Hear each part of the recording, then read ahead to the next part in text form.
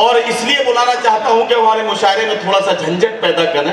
मंत्री जी, मुझे नहीं मालूम, वैसे आपकी सरपरस्ती में हमारे जिले का हालचाल बिल्कुल ठीक है, वरना अक्सर हमें ये कहना पड़ता है कि कल दरोगा ने कहा थाने में ये दीवान से, आ गए कल्लम के पैसे छोड़ दो सम्मान से।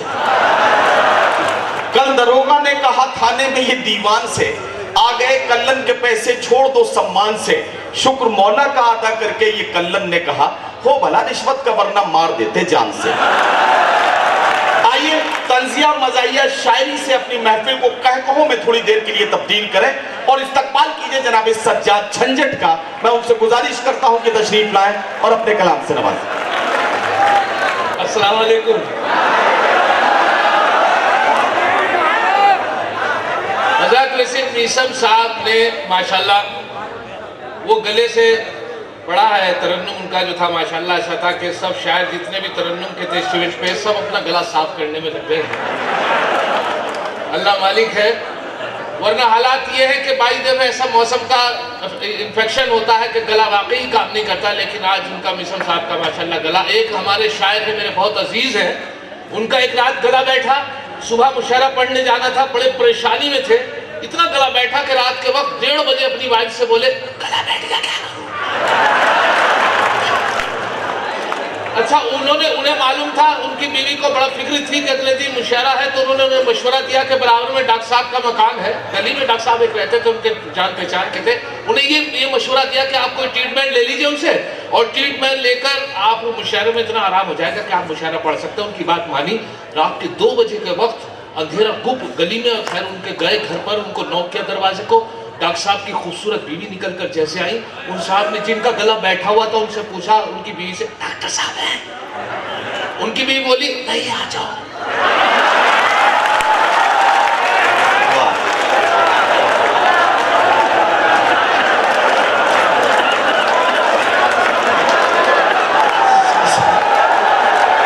अब सुने साहब, आप मजा लीजिए, लेकिन आगे भी बोलिए। यहाँ से कि मैं झंझट हूं,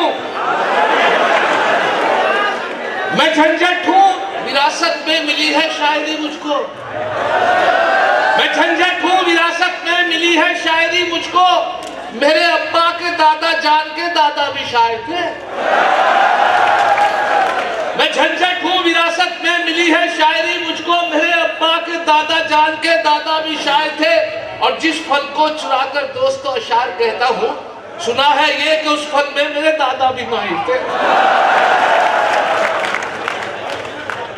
बहुत नाज़िम मुशायरा मेरे नदीम फर्रुख साहब और नूरुल हसन साहब, जिनकी बदौलत, जिनके हुक्म से मैं हाजिर हुआ हूँ।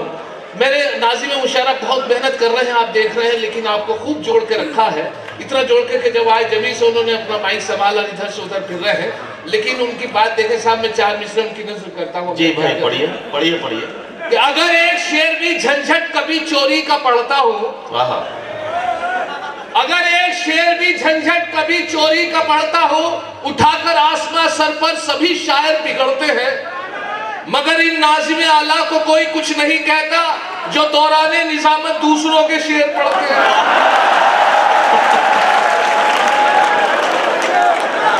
वाह भाई, सज्जाद झंझट क्या कहना। अफसर साहब, मैं जब हाजिर हुआ तो मैं मेला था बहुत अच्छा, मैंने जल्दी आ गया था तो सोचा कि थोड़ा घूम लिया जाए। तो वही मेले की हरकतें जैसा होता है, आप अक्सर देखते हैं। तो मैं देख रहा था कि एक लड़का दूसरे अपने दोस्त से कह रहा था कि आज तो एक लड़की मुझे हंस के देख रही थी। उस लड़के ने कहा, सही कंफर्म भी कर लिया, हंस के देख रही थी या देख के हंस रही थी?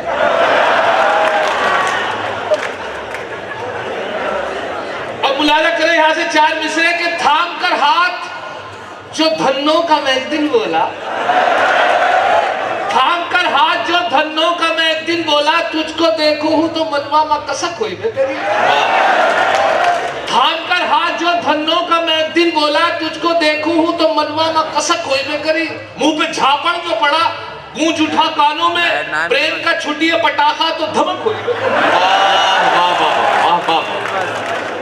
थाम कर हाथ जो धन्नों का मैं एक दिन बोला, तुझको देखूं हूं तो मनवा मा कसक होई में करी।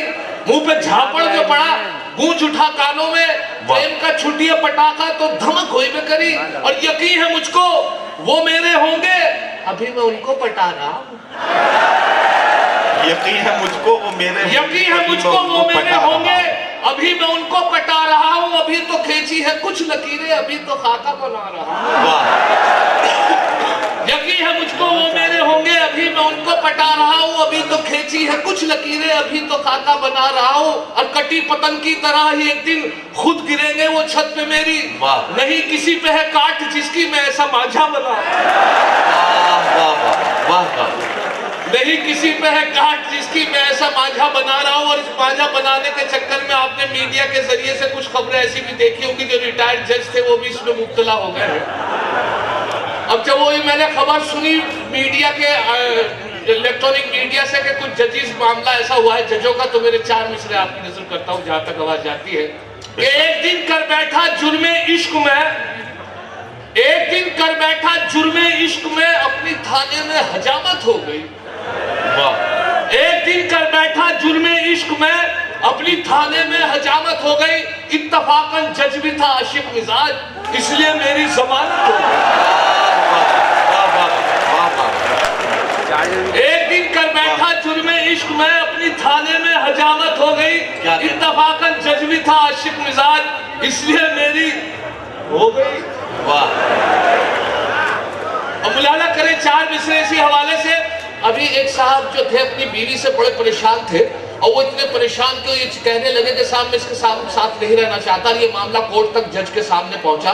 मामला ये था कि बीवी से तो वो कहते थे कि मैं इसके साथ नहीं रहना चाहता, बीवी कहती थी मैं इसी के साथ रहूंगी चाहे। हालत इतनी बिगड़ गई कि दोनों ने अपने वकील किए, वो एक साथ रहना चाहती थी, वो नहीं साथ रखना चाहते थे। जज के सामने दोनों की पेश हुई, दोनों क्लाइंट खड़े थे और दोनों के वकील। जज साहब जैसे ही अपनी कुर्सी पाए उन्होंने पूछा क्या मामला है, तो वो बोले वकील एक साहब थे, कहले साहब ये साहब खड़े हैं, कहते मैं इनके अपनी बीवी के साथ नहीं रहना चाहता। उनसे पूछा क्यों साहब, कहते नहीं साहब मैं, कि वजह बताइए, कि मैं इसके साथ खुश नहीं हूँ बिल्कुल भी। उनकी बीवी से पूछा कि क्यों साहब ये कह रहे हैं कि आपके साथ नहीं रहना चाहते, ये आपके साथ खुश नहीं है। उनकी बीवी बोली कि पता नहीं इसी के नखरे, वरना पूरा मोहल्ला खुश है।